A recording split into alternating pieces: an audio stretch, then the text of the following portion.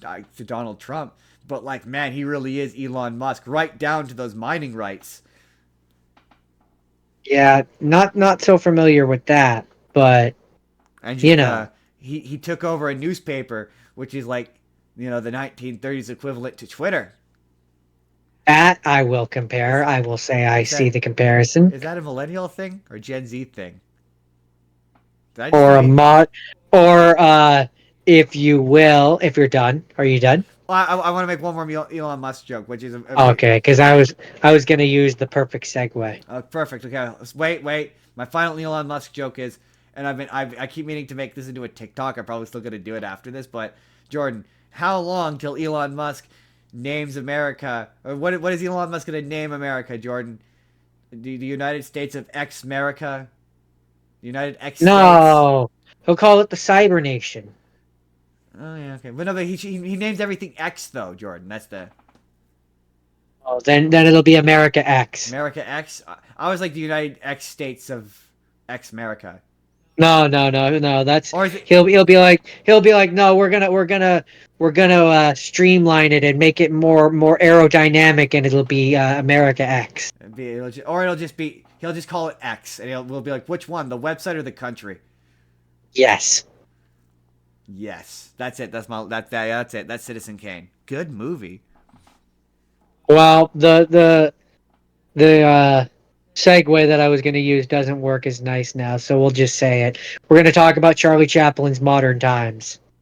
Oh. See, what I was going to do is when you were like, is that just a millennial thing or a Gen Z thing? I was going to be like, well, Justin, it's really just a modern times thing.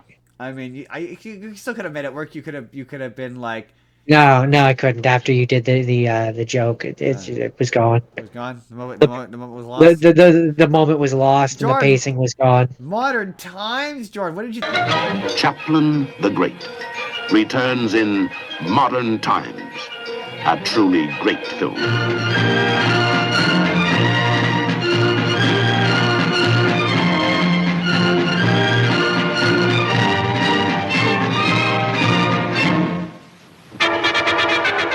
You are looking at scenes from that film classic, Charlie Chaplin's Modern Times. Back, Section 5. Think about your first Charlie Chaplin movie. It made me laugh. It was funny. It's actually his last movie as the Tramp, That is the little Tramp. so okay. I feel like part of this is because there's gonna be a huge chunk of our audience who's like Charlie who, or like, really, you're doing a you know what? That's probably I think that's the name of the YouTube video. Jordan, is really, you're doing a Charlie although this is technically our second Charlie. Anyway, really, you're doing a Charlie Chaplin movie?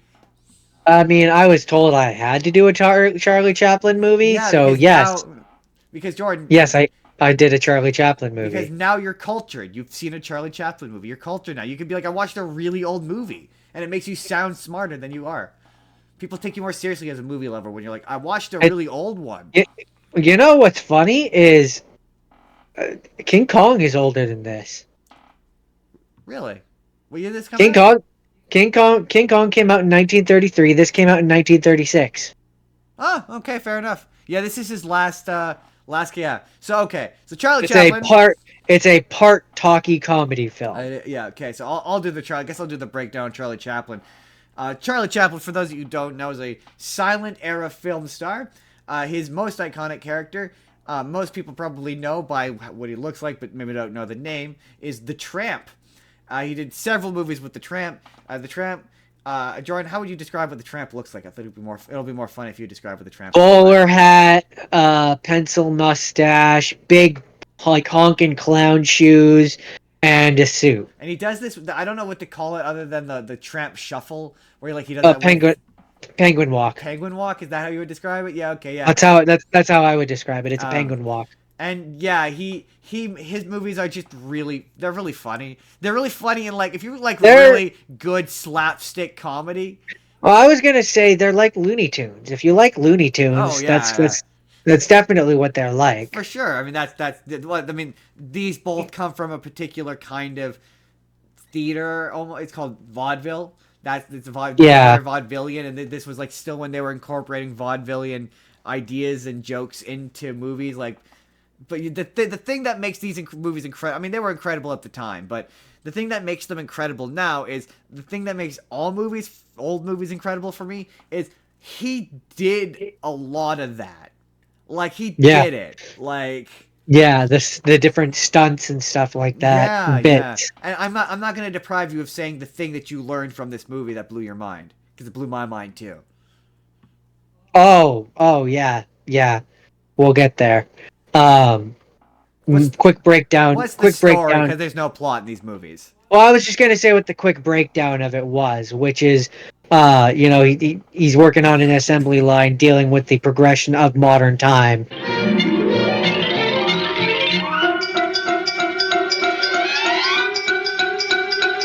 Yeah, And he has a breakdown, and then things go off the rails from there. yeah. He ends up Um, meeting a girl who. I mean, these movies he always meets a love interest. I don't remember what the love interest is in this one. he was a thief or something like that. She was living on the streets, Yeah. something like that. Anyway, but thing that I learned in this movie, which blew my mind, was I didn't realize, and again, someone in the audience is probably going to be like, "Oh, really? You're an idiot. You don't know anything. You're stupid." I mean, they always But I didn't realize escalators were that old. Moving No, stairs. man, it blew my mind. Yeah, we taught Jake. I taught Jake that where he was like, "Really?" Yeah, I was like, "Yeah, escalators, Like, 1930s." Would have figured it was. You would figure that was The- a 1980s thing. Well, the first patent for moving stairs, I was reading because I got interested. I was reading about escalators and stuff like that, and the first patent, not the first built one, but the first patent for moving stairs or escalators was as far back as like 1890, Really? something like that. That Yeah, I didn't know. That's fascinating. that's the first That patent, seems not the first so actual. good. Not the actual built one, That's but the- something to that like that effect anyway. That's the scene where he's skating around on the roller skates, right?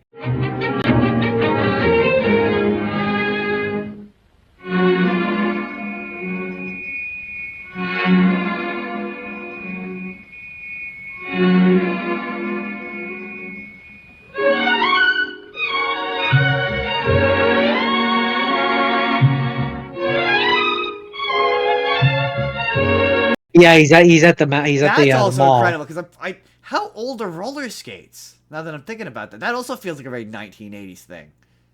Well, let's find out. But like, yeah, like he had to do that. Like, there's no faking that. He had to roll around on those skates, and man, there's some harrowing shots of it, like when he gets right up to the edge and he's about to fall off. You're like, whoa, man, that must have he must have had to practice and practice. Also, I think no, that might be Gold Rush. But there's one of these, I always make reference to it. But there's one of his movies where like he jumped into like ankle deep water head first, and it just looked dangerous. Interesting.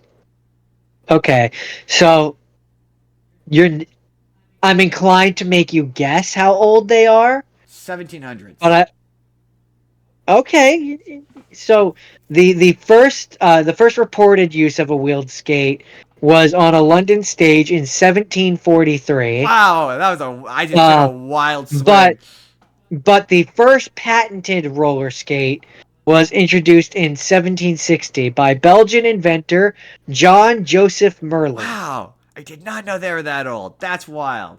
Yeah, that's Apparently they were hard to steer, and stopping was difficult due to the fact that they did not have any type of braking mechanism. So that makes me wonder, yeah, if they were by the time anyway, it just makes me wonder if by the time this movie came out, if they were like children's toys at that point. Like at what point they became like a thing you bought kids. In the 1840s, Meyerbeer's opera La Prophète featured a scene in which performers used roller skates to simulate ice skating on a frozen lake set on stage. That's basically what. That exposure had an impact on audiences and led to the rise of roller skating as a new and popular activity. So 1840s is roughly when they started being used by normals. Interesting. So yeah, so by the time Charlie Chaplin's doing this, they're a pretty ubiquitous thing. They're So. pretty well known thing. That makes sense. But yeah, that movie's so good. It contains all like a lot of my favorite. For a guy who was so nervous about moving to talkies, also he has a really funny quote where he said that he felt that talkies would last at most 3 years. Boy, was he wrong. Shows what he That knows. shows what he knew. But that's just always it just kind of goes to show how like I always say that old media will forever hate new media. It doesn't matter what the new media is. So yeah, Charlie Chaplin, he hated talkies because he was the old media, and old media was where the money and the power was.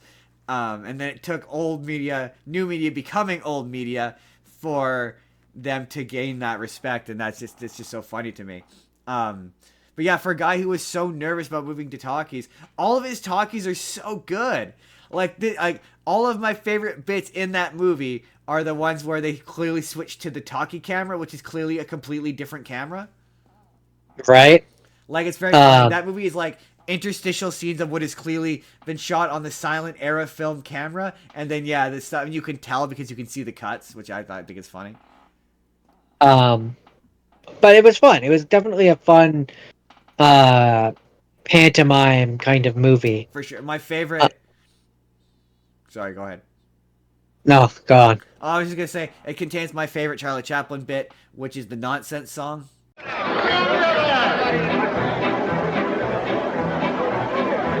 Se bella tu sedore, je notre soccorfore, je notre citavore, je la tu la ti la toi.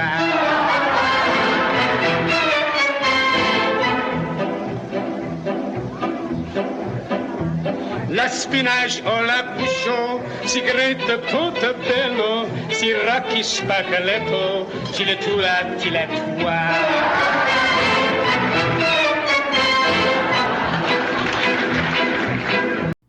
Which I'm gonna I like put the in non- a little yeah. bit of the nonsense song here.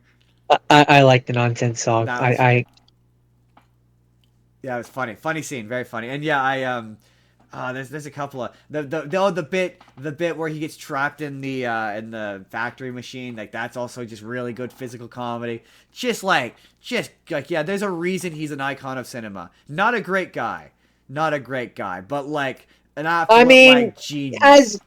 as good of a guy as anyone from his era was, Yeah, which is to no. say problematic. He liked them young. And when I say he liked them young, Jordan, he liked them so young that even people in the 15s, 1920s were like too young. That's really Okay. I don't want to say how young. I don't want to say no, fucking Um, 13, Jordan. He married a girl who was 13. Ooh. 13, Jordan. Oh. Because we're going to talk about underage relationships later. We might as well not beat around the bush. Yeah, I think it was 13. It was 13, I'm pretty sure. It was one of those things where he had to like travel to another country to make it technically legal. But it was the kind of thing where it was like, yeah, they even in at the time contemporarily, even they were like too young, and it was like that's at the point in history where like they were slightly more okay with that. I'm not saying it was all right. I'm just saying that's what it was. Anyways. Anyway, so with that, I also watched the Charlie Chaplin movie.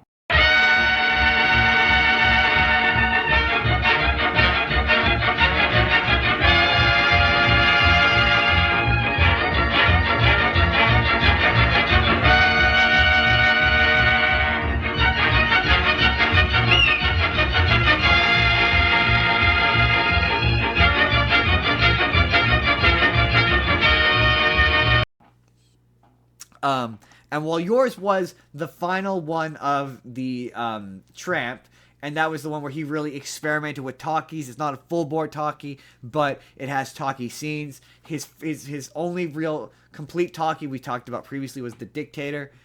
This one was when he really started to experiment with sound. And so I like this one because he doesn't have any dialogue yet, but he uses sound effects. So this one really integrates. Okay. Like, there's a funny scene where he accidentally swallows a whistle, and he's opening his mouth, he's trying to speak, but all that comes out is like a whistle. I think it was like a whistle or like a horn or something. Like it's a sound, so he's playing with sound. Like there's guys making like goofy cartoon noises. That's really funny, and yeah, it's a he. Basically the tramp wakes up. He's on a statue. He's a big old rascal. He gets chased out of town, and he winds up running into a blind woman who confuses him for a billionaire whom he runs into while he's trying to hang himself. And like to the point that like he has the noose around his neck and he tries to like throw himself into the river.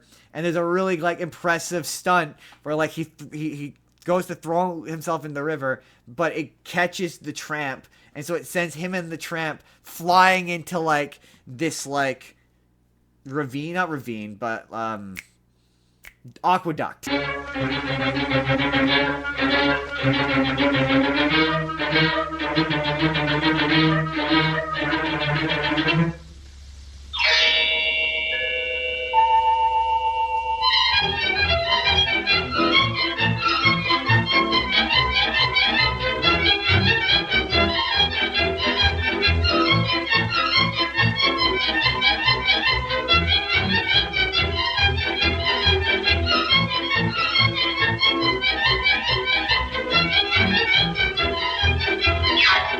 In this like aqueduct full of water, they go flying into it, and they're basically like floundering around in the water. And it's like, yeah, that's an impressive stunt because once again, you can't fake that. And apparently, it was like an unpleasant stunt to do. And it turns out that this guy who he runs into is actually a billionaire, and he convinces the tramp to go and like hang out with him and party with him. And they wind up at this guy's mansion. And the billionaire is like butler or whatever, friggin' hates the tramp and keeps trying to like kick the tramp out. But the billionaire keeps inviting him back. And so they end up partying, and the billionaire wakes up the next day and is now sober and doesn't remember that the tramp saved his life the night before, and so kicks the tramp out. And the tramp wants to go out, and basically he has the love interest, and just like in your movie, he wants to help the love interest, because that's what all these movies are about. And so this one is he wants to help the love interest get surgery to gain her sight. And there's a bunch of shenanigans of him getting other jobs that all play out. Okay, the number one thing about his movies, I love his movies when you watch them one. Like, you're like, I had a good time watching this movie because I only watched the one. But I watched that one and the one I'm talking about, like, back to back. Like, there was, like, one movie that separated them. And as I'm describing it, you've probably kind of picked up that all of his movies are exactly the same. They sound very, very, very, very similar. Yeah, so he ends up basically rerunning into the billionaire guy who is now once again drunk and remembers that he loves the tramp. And the tramp ends up convincing him to help him give money to the blind girl who thinks that the tramp is the billionaire. He doesn't actually know what he looks like, just knows what he sounds like. And he ends up getting this money to the blind girl. And I only recap this plot so I can give you the context to the ending, because the ending is really, really sweet. It ends with they get disconnected and separated, and she gets this surgery and can now see, and she's now way more confident and way more charismatic, and she's still selling flowers because she's a blind flower girl. That's her whole bit. And he's walking along, and he runs into her, and he's like, he's not sure if she can see him, and it's becoming clear as he's like looking at her that she can see him, and she's like, hello, and he starts to talk to her, and there's a really good moment of acting where you see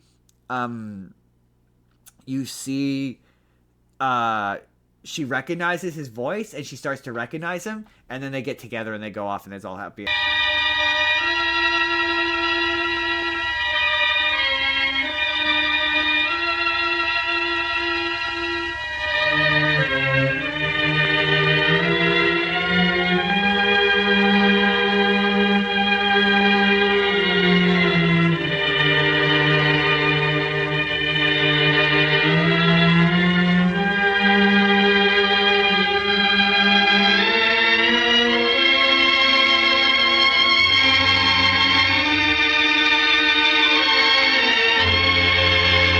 ever. Oh yeah, by the way, this is City Lights. I didn't mention this. Sorry, this is City Lights.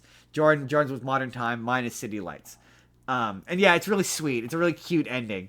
One of the funnier anecdotes about this movie though is that Charlie Chaplin went through like 3 or 4 different blind girls because he felt none of the blind girls could quote play a blind girl convincingly, which is just kind of 1930s because like just hire an actual blind person then. It kind of seems like you could probably have hired an actual blind person. No, Justin, because then she'd walk into things on the set. I mean, yeah, and then he would have to have a filthy blind person around. I assume there's like some sort of elitist. Oh, It's right. It's the 1930s. I'm assuming there's an elitist reason. I mean, probably.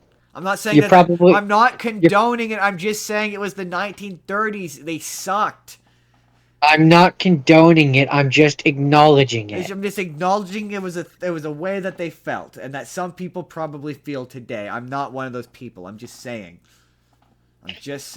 Also, my other and you kind of defended it off camera, and this is not me. This is not a complaint or a criticism. It's just a consequence of the fact that this is a silent era movie from the 1930s. I will say when I did this the first time, after I did the second one and I just was tired of Charlie Chaplin movies. I was never so excited than to have spoken dialogue in a movie. Let me tell you, but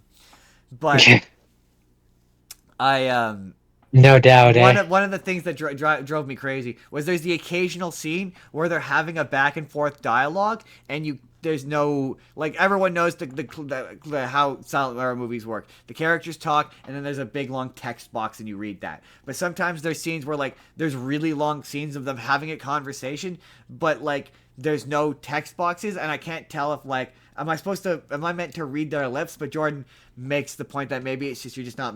Doesn't matter what they're saying. What they're saying isn't important. It's just important that you see that they're talking. That they're talking. Yeah, exactly. You're meant to just like that's You not how can feel movies work back then. basically you can feel to have to cut in the what they were saying thing back in the day would have been expensive. So in those scenes, what they're saying isn't important as long as you know that they're talking and you can fill in the blank yourself. That's valid. That's very valid. It's a valid thing. Now, the question of do these Charlie Chaplin movies, and also to be fair, yeah, these are not back to back. Like I said, I think there's a couple of movies or at least 1 or 2 movies separating them, I believe.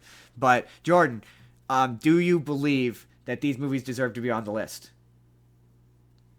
Think so. They are. I mean, he is an icon of cinema. Like it is indisputable to me that he influenced cinema.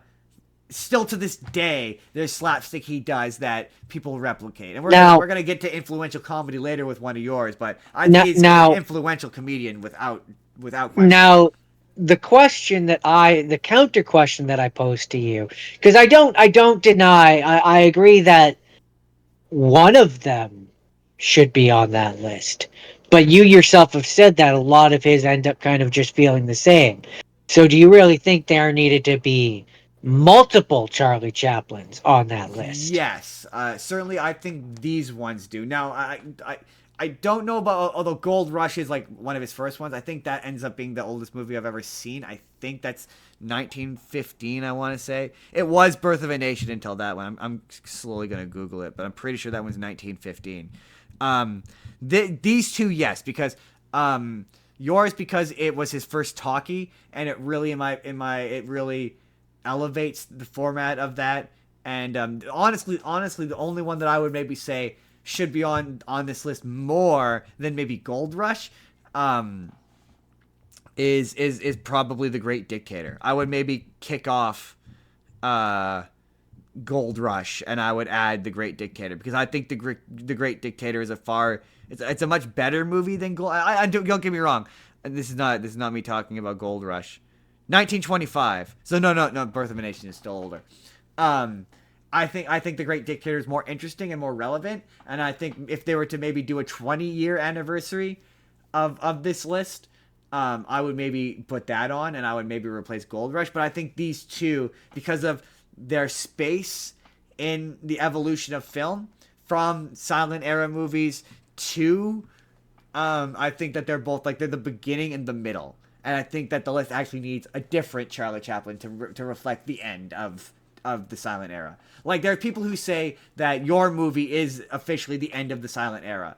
That's a question I would leave to the audience, because I cannot answer that.